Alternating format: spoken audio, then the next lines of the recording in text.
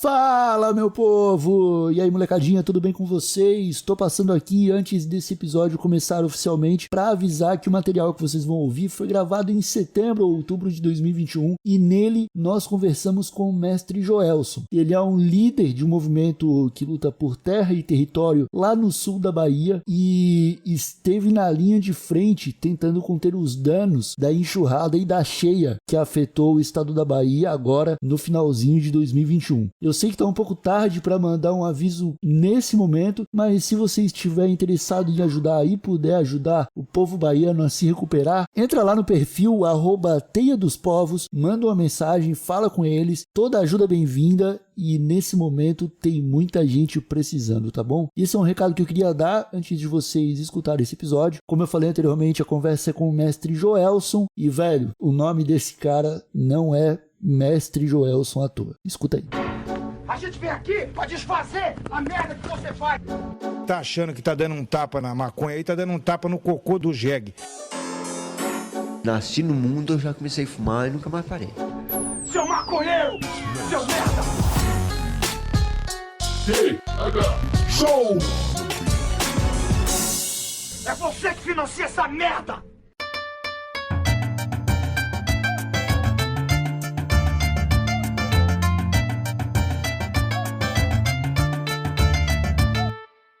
Fala, meu povo! Estamos começando mais um TH Show Podcast aqui direto da RadioRamp.com com transmissão para todas as plataformas de áudio desse planeta.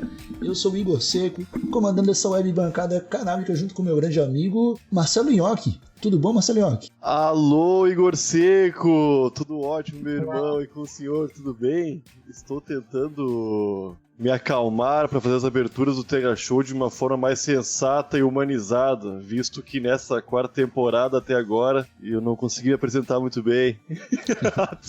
Estou bem, sim, Igor Seco, o senhor tá show? Tá tranquilão? Eu tô muito bem, tô muito tranquilo, Marcelo Nhoque, estou animado pro episódio de hoje, que aqui, né, vamos trazer para essa bancada um convidado muito especial, que foi uma indicação do nosso amigo Erasto Feliz, né, que participou de um episódio fenomenal aqui, um dos melhores episódios dessa temporada do TH Show, e quando terminou ele falou que nós precisávamos muito conversar com talvez um dos mentores dele. Eu não sei se ele se referiu dessa forma, mas eu acredito que sim, pelo carinho com que ele falou, que é o mestre Joelson, e eu queria convidá-lo a se apresentar a essa bancada. Mestre Joelson, seja bem-vindo ao TH Show, tudo bem? Tudo bem, como vai vocês? É um prazer imenso estar conversando com vocês, dialogando e falando de um tema muito importante hoje no Brasil, que a gente precisa dar atenção, porque o perigo ronda a gente de todos os lados.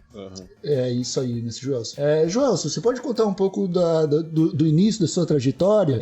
O que te levou a estar onde você está agora? Aliás, onde você está agora? Como é que é essa história aí? Essa história é simples. Eu sou o primogênito aí da família de José e Maria, que é meu pai, José Oliveira Xavier, e minha mãe, Maria de Lourdes.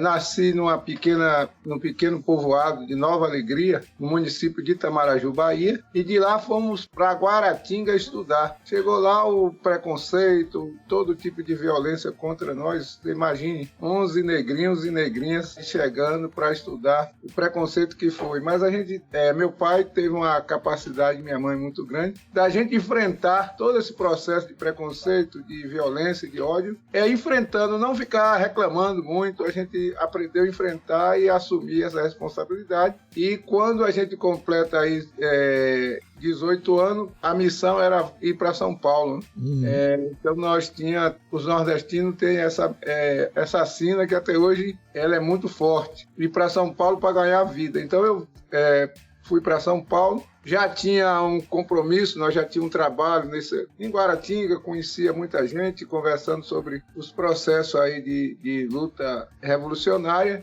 e assumi, né, em 79, com a chegada de um grande militante que estava preso 20 e poucos anos pela ditadura militar, e ele disse que a gente ia construir um partido para agregar essa luta dos trabalhadores. E aí eu fui para São Paulo em 80, quando cheguei lá, começou a construção do Partido dos Trabalhadores. Eu, em 80, era office boy de uma empresa de turismo.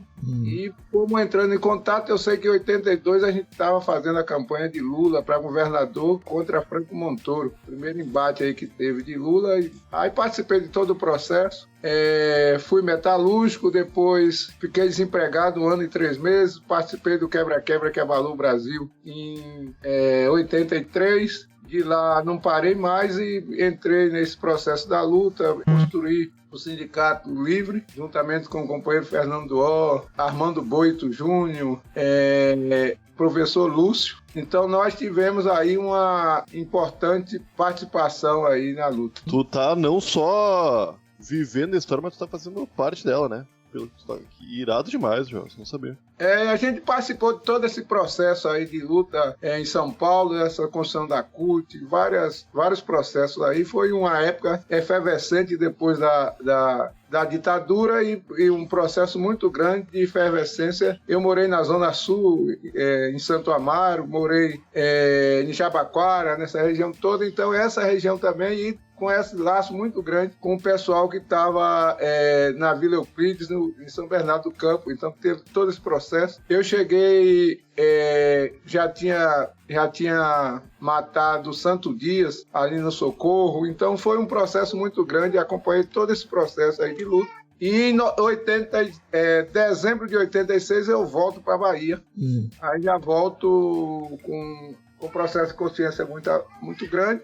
E ouvindo a música de Elomar Figueira Júnior, em dezembro, a gente comemorando a passagem do Natal, eu disse para minha mãe e para meu pai que daquele dia em diante não trabalhava para homem nem mulher no mundo para ganhar dinheiro. Então, dei o grito também de liberdade. Em 87, nós participamos da luta para a construção do sindicato, da oposição sindical dos trabalhadores rurais em Guaratinga. Tive a sorte de ter perdido processo eleitoral. Em 88, março de 88, a gente entra no MST, a primeira ocupação, justamente no município onde eu nasci, Itamaraju, numa fazenda de 3.000 hectares de terra, fazenda Bela Vista, no município de Itamaraju, onde teve um processo de violência muito grande, de enfrentamento, mas a gente resistiu, sofremos despejo, mas aí também avançamos no processo. Em julho de 88, nós estávamos fazendo a primeira mudança na palavra de ordem do MST.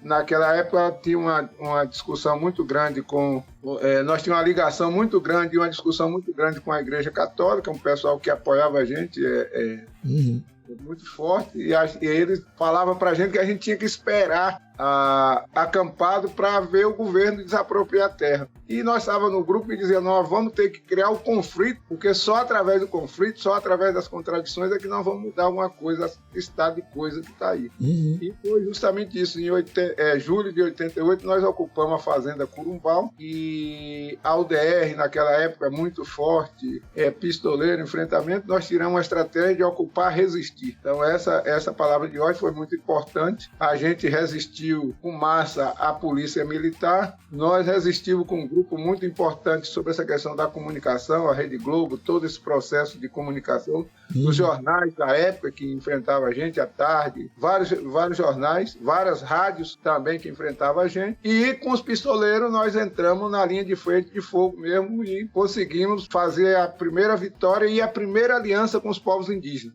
Uma aldeia chamada Águas Belas, em Curumbau, fizemos essa aliança e foi muito importante, que foi a primeira vitória da palavra de ordem ocupar, resistir. Inclusive nós ganhamos o prêmio em 88, no Encontro Nacional do MST, com essa inovação que a gente fez na Bahia. Então isso foi muito importante para nós. Cara, a Bahia, ela é um estado importantíssimo para o Brasil, né, cara? Sempre houveram movimentos revolucionários surgindo do Nordeste, principalmente da Bahia, né, cara, com escravos alfabetizados que chegavam pela Bahia e às vezes eram até mais letrados do que os próprios donos de Casa Branca, né, nessa questão, assim. Então a gente sempre vê a Bahia assumindo um protagonismo nesse sentido revolucionário. E só que, como você falou ali, tem toda essa luta, que é uma luta que se trava fisicamente, né, a ferro e fogo ali contra os ataques de polícia militar, milícia e pistoleiros, mas também é uma luta que se trava contra a comunicação, né, os conglomerados de mídia, como a Globo, as rádios, que vivem a todo custo tentando se aproveitar da informação e da cultura que é gerada dentro do MST, mas ao mesmo tempo tenta apagar a participação do MST né, na evolução dessas questões, né? Como, por exemplo, eu vi alguns dias atrás uma matéria que falava de uma inovação na agricultura de morangos e frutas, acho que era morangos e frutas silvestres no Espírito Santo, que era uma organização, era uma participação de uma comunidade assim, que estava desenvolvendo uma nova forma de agricultura para frutas assim. E a matéria falava desse jeito, só que você ia ler lá na legenda de uma foto, bem escondidinho, estava escrito que era o MST, que estava por trás dos estudos que estavam criando essa nova forma de agricultura sustentável, né? E aí eu pergunto para você, Jolson, como que faz para não deixar ser apagado pela mídia, cara? É desgastante, né? Essa questão é muito difícil porque a mídia brasileira é escravocrata, ela se nutre de sangue dos povos oprimidos. E a Bahia é um estado de resistência desde os primórdios. Os povos originários dos Tupinambá, os grandes percussores desses enfrentamentos.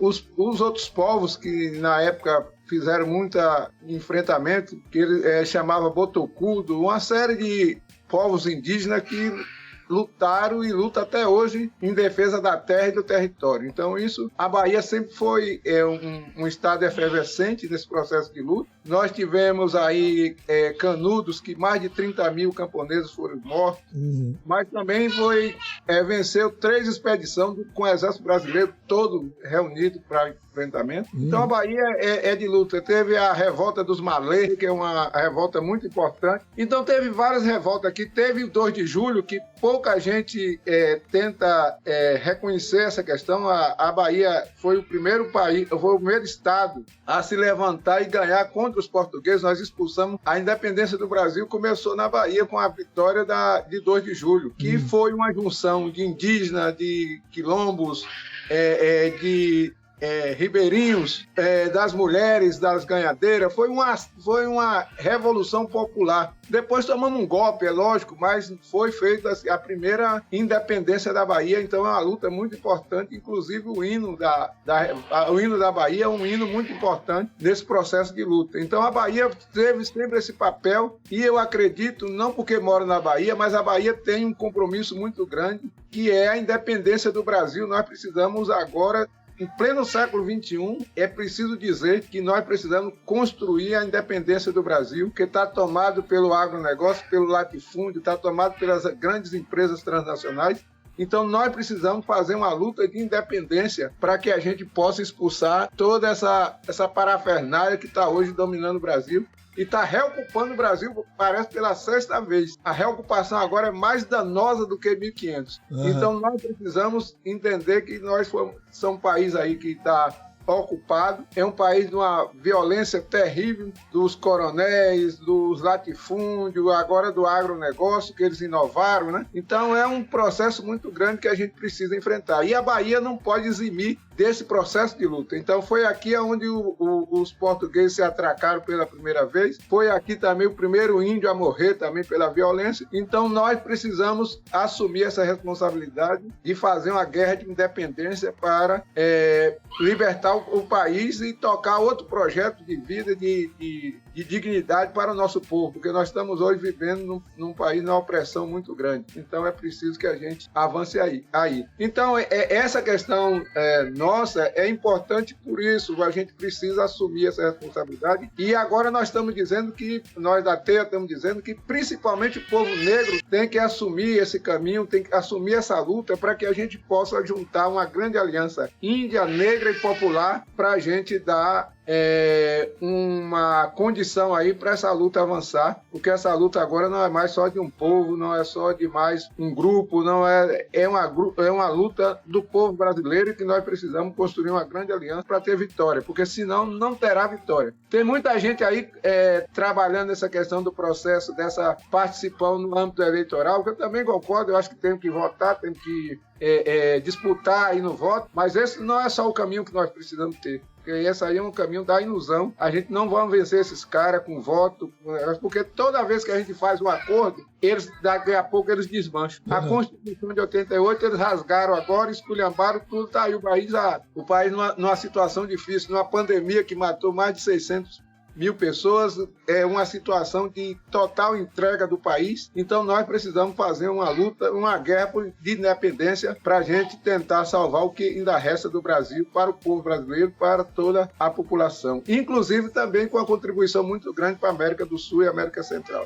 Essa luta do MST, pra mim, eu não consigo ver um ponto errado, um ponto fora da curva, um ponto que estão exagerando. E pra mim é muito simples, Tudo que eu vejo são coisas muito bonitas sendo feitas com o pessoal com muita vontade de realmente melhorar as coisas, né? Não é pra ganho próprio, é pra ganho da comunidade, pra ganho da sociedade, do povo mesmo. E quando o Igor citou o cultivo de frutas silvestres, tem uma nova tecnologia, se não me engano o arroz também, o maior produtor de arroz orgânico é do MST. Poxa, e hoje em dia ainda existe uma ideia de que o MST invade terras, né, que rouba propriedades. Como é lidar com isso, sendo que isso é longe do que realmente o MST está fazendo? É uma barreira a mais, uma barreira invisível que a mídia não sobrepõe, políticos, ninguém que tem voz, tendo dar importância pra isso, pra mostrar que isso não é uma verdade, né, que não é assim que funcionam as coisas. E eu acho que isso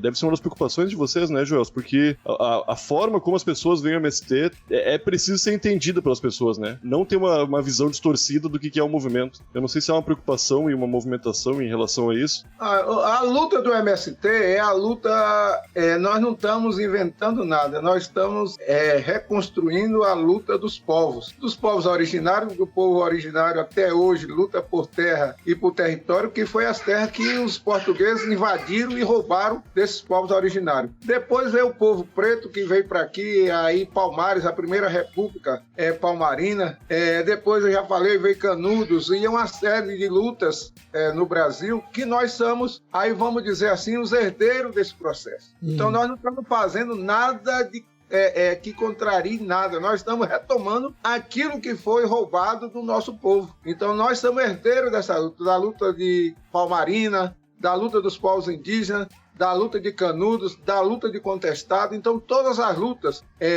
por terra e por território é uma herança que foi deixada aí, e é uma covardia muito grande do latifúndio, do império e dos impérios agora, mais novos agora, o império da mineração, o império da soja, o império das comunicações, o império das energias, tanto eólica como hidráulica. Então, uma série de retomada do nosso território que eles estão fazendo, e agora nós precisamos retomar esses territórios para aliviar. O Brasil é um país extremamente... A população é uma população pequena. Tem um pessoal que acha que... Mas é uma população que está hoje tudo concentrada nos grandes centros e cercada pela repressão, pelo Estado, para massacrar principalmente o povo preto, as mulheres, LGBTQI, todos os povos oprimidos. Foi uma criação para cercar e destruir, esvaziar o campo para eles roubar toda a riqueza que tem ainda no nosso país. Então nós precisamos se ater a essas questões. O MST é o herdeiro desse processo. Eu venho falando com meus irmãos e meus companheiros do MST. Nós precisamos evoluir para uma luta dos povos, ou seja, sair da luta pela terra, só pela terra, e avançar muito mais. A luta por território, construção de comunidade e principalmente uma construção de uma grande aliança dos povos. Essa aliança tem que ser uma aliança índia, negra e popular, para que a gente possa retomar esse processo e ganhar desse pessoal, porque não dá para nós ficar eternamente. Nós já temos 521 anos de luta, de enfrentamento contra o latifúndio, contra o agronegócio, contra as transnacionais. contra o Império. Então nós precisamos fazer uma grande aliança para derrotar isso aí. Se nós não derrotarmos, provavelmente o planeta não tem futuro, porque a destruição está muito grande. Veja bem agora o papel da soja, que está destruindo a Amazônia, que está destruindo o Cerrado brasileiro, que é a caixa d'água. Provavelmente as grandes populações dos grandes centros urbanos não vai demorar muito tempo, vai ficar tudo sem água. Porque a situação da destruição da soja no Cerrado, que é a caixa d'água do Brasil, a destruição da soja na Amazônia, do pé do boi, e isso tudo é feito por duas elites perigosíssimas, que é a elite paulista, que é dessa questão desde a época dos bandeirantes, que é a elite do pé do boi, né, agora da Faria Lima, que é a elite da destruição e da mineração. Temos outra elite, que é a elite do Sul, que veio para embranquecer o Brasil, que é outra elite da soja, da destruição de todos os biomas brasileiros, e nós precisamos se opor a isso aí. Então tem muita luta se opondo a isso, mas o MST, como um herdeiro da nossa luta, precisa inovar. Eu escrevi um texto em 2000 chamado Começar de Novo. Nós precisamos inovar porque a nossa luta precisa avançar para além da seca, da derrubada da seca. Nós precisamos ir para outro patamar. Nós já temos muitas experiências importantes nessa questão, vocês já falaram aí do arroz orgânico, das sementes crioula, da inovação nessa questão da educação. Nós agora estamos fazendo um processo muito grande da transição agroecológica. Meu assentamento mesmo é produtor de um chocolate, o chocolate Terra Vista. Esse chocolate é um chocolate orgânico que já tem aí passado por vários países. É uma discussão muito boa para evoluir essa questão da agroecologia. Então, nós estamos aí trabalhando num processo de transição agroecológica, mas nós precisamos avançar muito mais, porque o desafio é muito grande. O enfrentamento agora é muito grande com o agronegócio, e se nós permitir que o agronegócio avance cada vez mais, vai comprometer a sociedade brasileira. Então, nós precisamos dialogar com o pessoal da cidade, o campo está esvaziado. Nós precisamos dialogar profundamente com o pessoal dos grandes centros, principalmente São Paulo, Rio, todas as grandes capitais, que a população é pequena, mas está todo mundo condensado desses grandes centros. Nós até estamos reafirmando que agora é hora de nós voltar para a terra para equilibrar a cidade e equilibrar o campo. Não pode permitir uma quantidade de gente toda nessas condições que está dentro da cidade.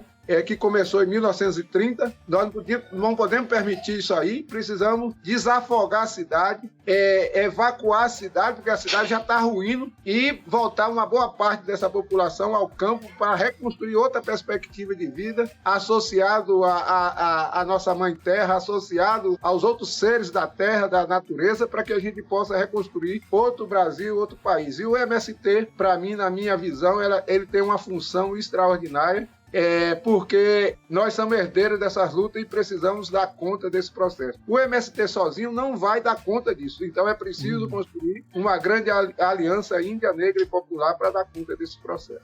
E é uma responsabilidade imensa, né, cara? Porque realmente estamos falando do futuro do planeta, né? O pessoal não tem noção, assim. A gente sabe que a Amazônia é grande, mas, né, que a riqueza natural do Brasil é vasta. E a gente escuta isso há tanto tempo que cria o imaginário de que pode continuar desmatando, que não vai acabar, né? Desde que eu me entendo por gente, que eu vejo notícias de que todos os dias são queimados, 300 campos de futebol, 400 campos de futebol, todos os dias. E até isso, no final, faz parecer que é infinito, né? Pô, se estão há 50 anos queimando 400 campos de futebol por dia, então ainda deve ter milhares de campos de futebol para queimar na Amazônia. Meio que, até quando a mídia trabalha para informar o povo, faz de uma forma que normaliza, né? Normaliza e não responsabiliza quem deve ser responsabilizado. E eu queria falar... colocar uma vírgula no que o Nhoque falou, que é justamente quando a gente observa de perto... desculpa, Joelson, eu sou catarinense, cara. Eu cresci na cultura sulista e aprendi desde pequeno a ter preconceito com o povo nordestino, saca? E tô passando por uma desconstrução depois de muito tempo conhecendo novas pessoas, indo atrás de me informar, e eu tive durante muito tempo a visão de que o MST era esse povo que roubava terras, que ia entrar na minha casa e ia expulsar minha família pra colocar, sei lá, 30 pessoas a morar aqui. E na verdade, quando a gente para olhar de perto, o começo de um assentamento do MST, a primeira preocupação é construir a cozinha para alimentar o povo, a segunda, logo em seguida, é construir a escola para ensinar as crianças e, a partir disso, criar um sistema onde as pessoas tenham ali sua moradia e possam, né, se alimentar e viver de uma forma sustentável. O que eu acho muito bonito, cara. Eu aprendi a admirar o trabalho do MST, eu acho que hoje realmente é imprescindível o que está sendo feito com essas parcerias, se aliando aos povos indígenas e tentando trazer de volta a cultura, né, dos povos indígenas e do povo negro pro popular, né, cara? Porque a cultura negra é popular no Brasil, mas ela, sei lá, quando eu começo a pensar, eu fico... Tipo, é uma maluquice. Como a gente é ensinado a interpretar todo esse movimento, né? O que eu queria falar com você, depois de ter falado isso, é justamente sobre a Teia dos Povos, né? Que oficializa, de fato, essa união entre os movimentos sociais e a população indígena, né? E eu quero saber como que tá essa luta. O que muda quando você coloca o MST e a população indígena trabalharem juntos sob o nome da Teia dos Povos? Nós recentemente produzimos esse livro, eu e Erasto Felício, a gente meio nas conversas construímos esse livro, que é um pouco a explicação da importância dessa aliança contra o inimigo mais antigo do nosso povo, que é o latifúndio, que hoje é agronegócio. Esse é o inimigo mais forte, mais profundo aí. Tem as outras questões que a gente também trata, sobre o capitalismo, sobre essa questão do império. Nós tratamos aqui também no livro. Mas é um livro que está... depois da pandemia, o pessoal ficou muito preocupado em que a gente pudesse falar do caminho. Né? Então, nós estamos mostrando que... Aí é um aprendizado com o velho maluco Raul Seixas, que ele diz, eu sou o início, o fim e o meio. Então, quando ele está tratando essas questões, nós estamos dizendo aí para todo mundo que é preciso construir uma grande aliança para iniciar uma luta contra os principais inimigos nossos e inimigo também da humanidade. Porque o agronegócio, os latifundiários, hoje é inimigo da humanidade. Ele fica aí com essa cantiga que alimenta o mundo, essa coisa toda, é tudo mentira. Se desse para nós 10% do que eles pegam do dinheiro público do Brasil, nós hoje estávamos fazendo a maior e mais grandiosa produção ecologicamente correta dentro de um processo aí extraordinário que dá para abastecer o mundo. E a terra dá hoje para nós ter essa população até de mais de 10 bilhões de pessoas que possam viver na terra. Mas da forma que a terra está sendo concentrada, é impossível nós manter a sociedade brasileira. Não é. E hoje o capitalismo, com o desenvolvimento que está, com essa destruição que está, ele está afastando 90% da população. Então nós estamos hoje num processo de construção de uma nova escravidão, agora a escravidão da mente e da barriga, né? Então essa escravidão vai nos trazer consequência para 90% da humanidade.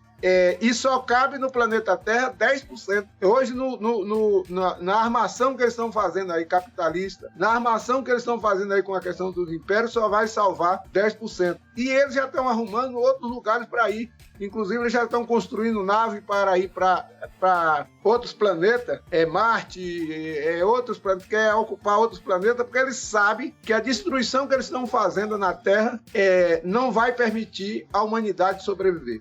Então, nós precisamos assumir essa responsabilidade mais do que nunca, porque eu tô dizendo que o MST é herdeiro dessa luta, mas ele não é responsável sozinho pela esse processo que nós estamos vivendo. Então é preciso que nós façamos uma comunicação. É isso que eu digo, o MST, juntamente com a sociedade, precisamos fazer uma comunicação com o movimento negro, que o movimento negro hoje, o povo preto hoje é quase 50 e tantos % da população. As mulheres é outra quantidade enorme. O pessoal da LGBT LGBTQI, que é uma grandiosidade de pessoas que vivem na marginalidade, no preconceito. Então, juntar toda a sociedade e voltar para essa questão dos povos originários. Vocês não sabem a importância dos povos originários para uma nova retomada do Brasil. Nós estamos falando que é preciso reconectar com a questão da diáspora índia brasileira e da América do Sul, da América Latina, porque aí está a fonte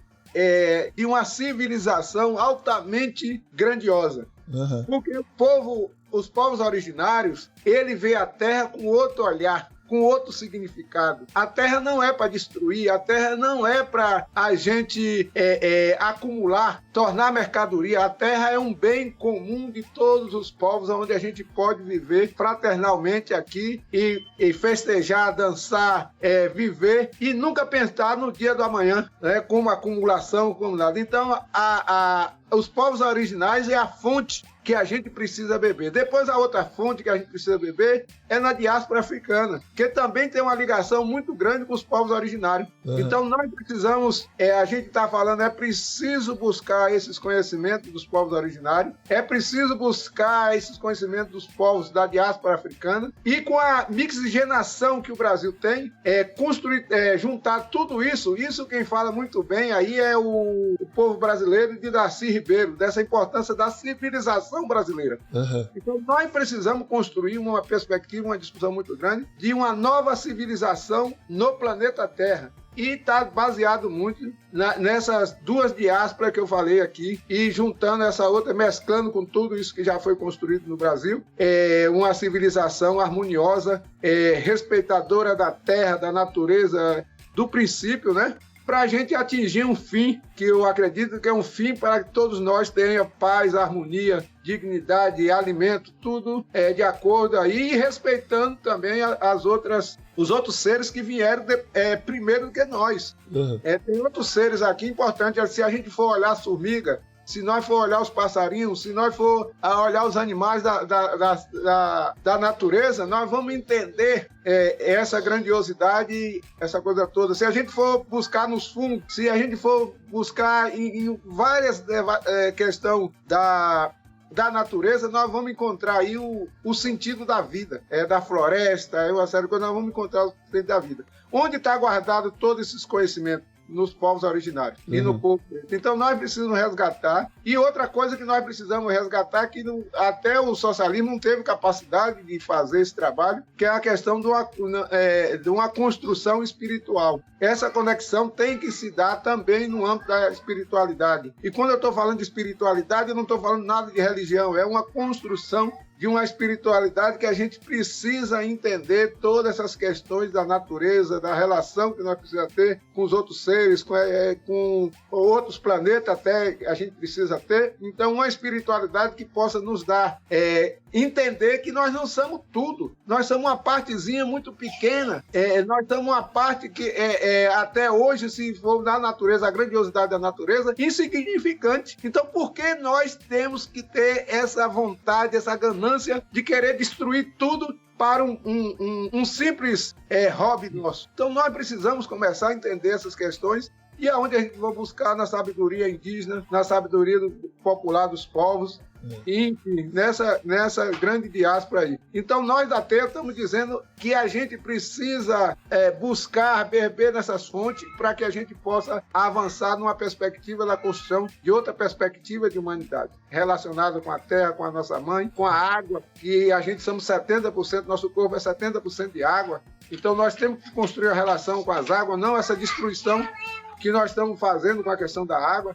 Enfim, nós precisamos buscar outra conexão para a gente se relacionar com a nossa mãe terra, com a mãe natureza, para que a gente possa definir outra perspectiva de vida fora do capitalismo. O capitalismo não tem condições de dar para 100% da população ou 90% da população uma condição de vida. Se a gente copiar, que tem muita gente que gosta disso aí, copiar a sociedade americana, nós precisamos de 5 planetas Terra. nós só temos um. Então, e aqui é a nossa mãe, aqui é nosso lugar onde a gente tem capacidade de viver para 90% da humanidade. Então, vamos ter que ter essa consciência e buscar nesses povos originários outra concepção de vida, outra relação com a humanidade, outra relação com a natureza, para a gente viver aqui num planeta digno, com 10 milhões de pessoas aí, ter local para todo mundo, ter casa, dignidade para todo mundo. Então nós podemos ter isso aí. Agora não dá para todo mundo ter um carro, não dá para todo mundo todo dia trocar de roupa, não dá para todo mundo todo dia a gente fazer esse consumismo exacerbado que o capitalismo nos ensina, né?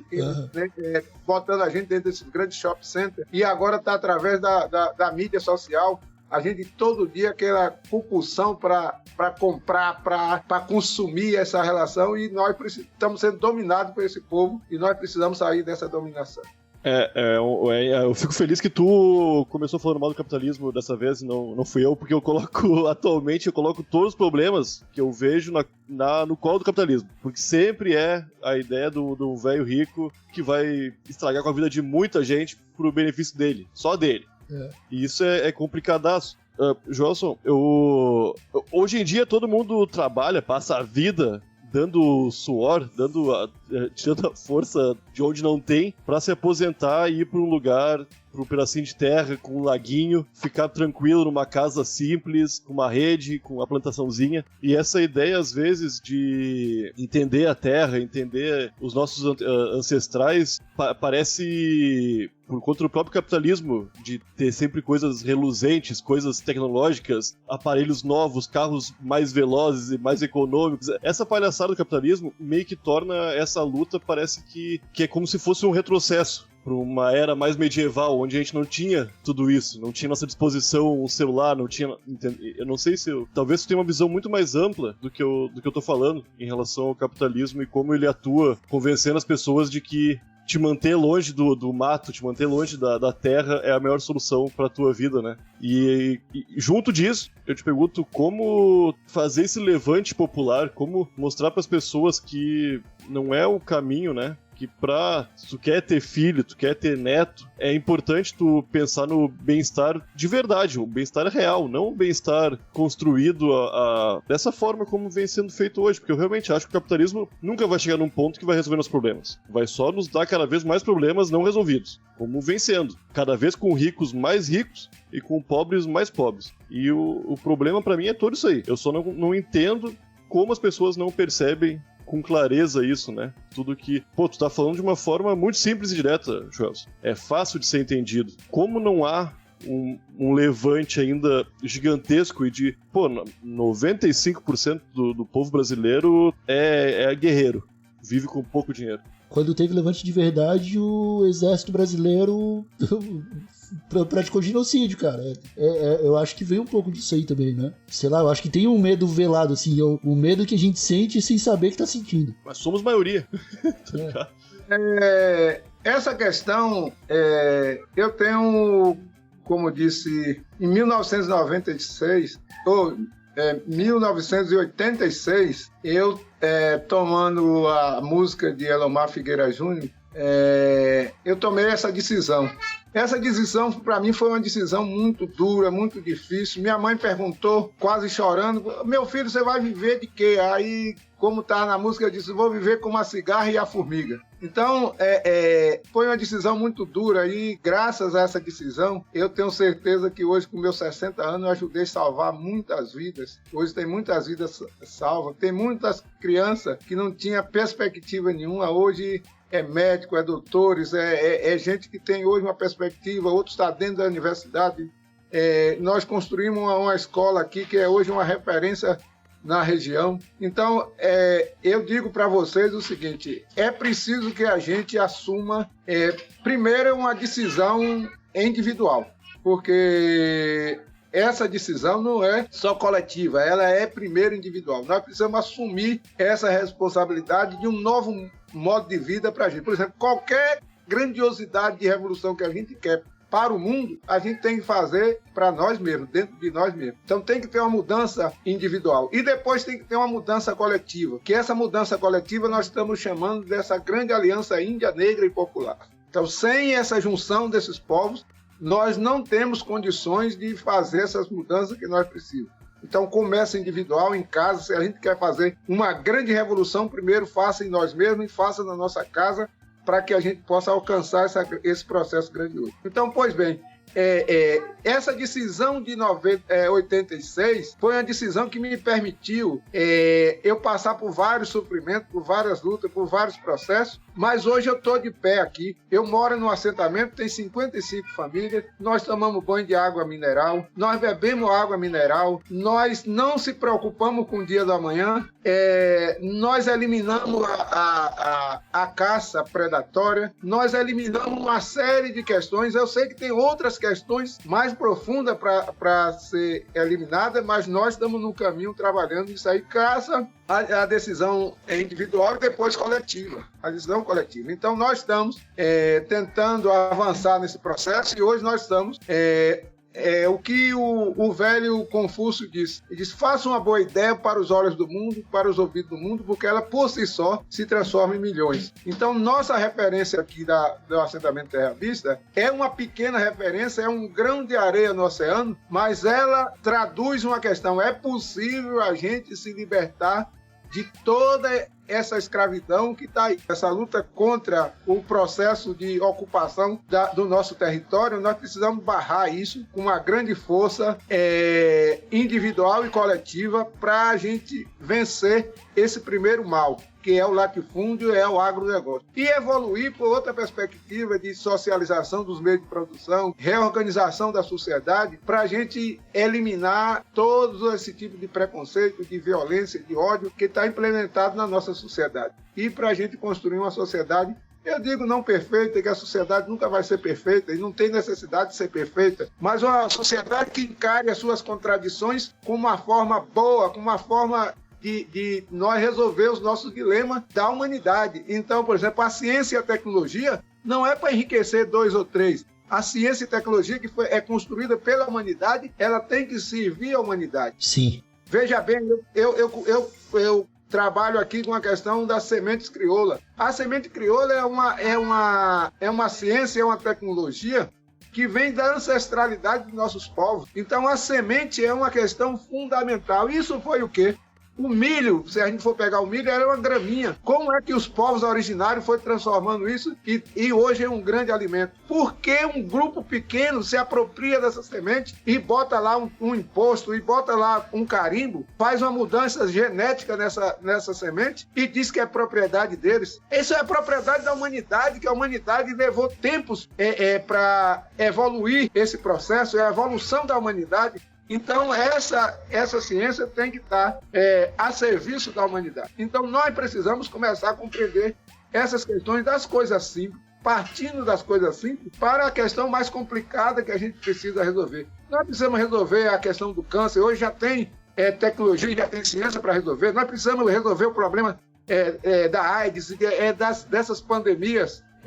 Nós já temos conhecimento científico, já temos tudo, mas hoje quem controla é o capitalismo, e esse capitalismo quer matar um bocado de gente ou então deixar de molho para comprar remédio todos os dias para salvar o bolso deles. Para a gente ver o absurdo que é, hoje não tem 10 empresas que foram as empresas que mais ganharam dinheiro com a pandemia. Então, e 3 ou 4 caras que ainda tem coragem de ir para a televisão e charlar com a nossa cara e dizer que já fez isso, quantas vezes for preciso fazer, eles farão para garantir o lucro e garantir essa riqueza. Para que essa riqueza na mão de 2 ou 3 pessoas? Isso não é possível, a gente continuar com essa ganância, com esse ódio, com essa violência toda que está aí acompanhando a humanidade. Então nós precisamos assumir essa responsabilidade para que a gente possa deter esse grupo que não chega a 10%. Então eu acredito que 90% da população é mais forte que 10%, então nós precisamos... Aqui no Brasil tem um grupo que quer ir para Miami, então nós mandamos eles para Miami e deixa o Brasil para o povo brasileiro, deixa o Brasil para nós. Tem outro pessoal, um grupo maior aí que está nos Estados Unidos, está na Europa, em vários países desses, que quer ir para Marte. Vamos pegar um foguete, dar uma viagem e vamos cuidar do nosso planeta e vamos cuidar dessa felicidade, dessa grandiosa questão que foi a humanidade, a evolução da humanidade, a construção da humanidade. Então, nós podemos aí encontrar saídas, encontrar condições para nós viver numa perfeita harmonia. Lembrando que essa harmonia que eu digo, ela vai ter sempre contradição, e é na contradição que a gente cresce, que a gente evolui. Cara, eu vou falar pra você, Joelson, que agora veio na minha cabeça, assim, ó, a imagem perfeita de uma multidão amarrando os bilionários num foguete e mandando pra Marte, cara. É isso aí. Nossa, eu fiquei com vontade de aplaudir agora, só de imaginar. Mas vamos nos encaminhando para o encerramento aqui. Eu gostaria que você deixasse uma mensagem agora para os nossos ouvintes, só para encerrar o bate-papo. Lembrando que você pode falar de novo do livro, que é Por Terra e Território, que você já mostrou aqui pra gente. Fica à vontade nesses minutos finais aí para deixar uma mensagem, se você quiser. Companheiros e companheiros, a gente entende que esse momento, a gente que foi salvo da pandemia, a gente que não teve o fim de mais 600 pessoas mortas aí, nós temos uma missão na Terra. E nós temos que assumir essa missão. E essa missão nossa é trabalhar para juntar os povos para libertar a Terra.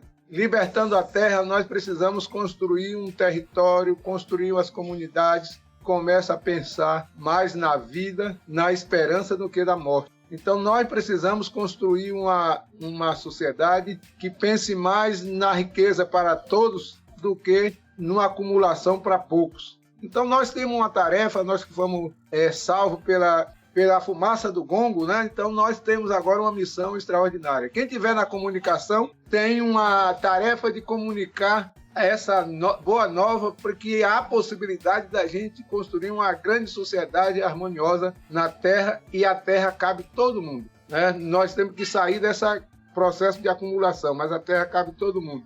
Nós temos que entender que agora, nesse exato momento, há uma crise muito grande que está passando na cabeça das pessoas.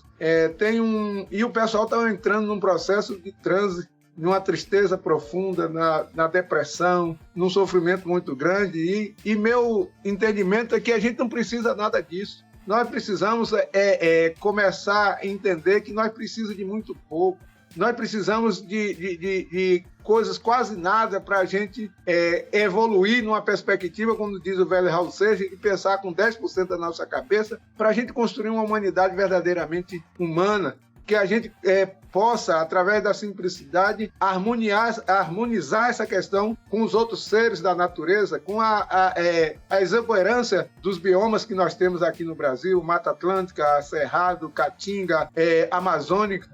Então, nós temos todo um potencial para fazer uma grande evolução da humanidade. Então, não fique triste. A gente que saiu dessa pandemia tem a responsabilidade agora de se comunicar, de dialogar e de aprofundar isso aí, e também de radicalizar nesse processo dessa luta para que a gente possa nos salvar e salvar a humanidade. Eu acredito que não tem salvação individual, a salvação é coletiva. Não tem arranjo, que tem muita gente querendo dar arranjo aí.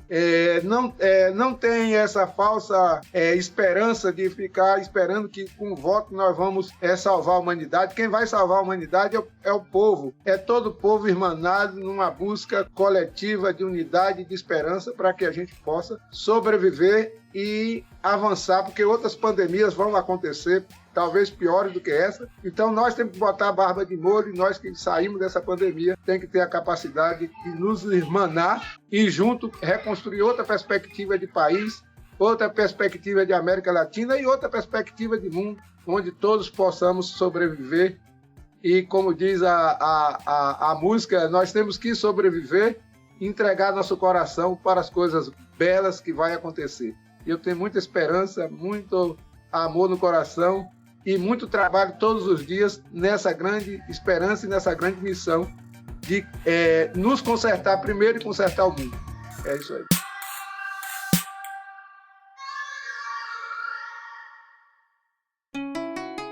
Rádio Hemp.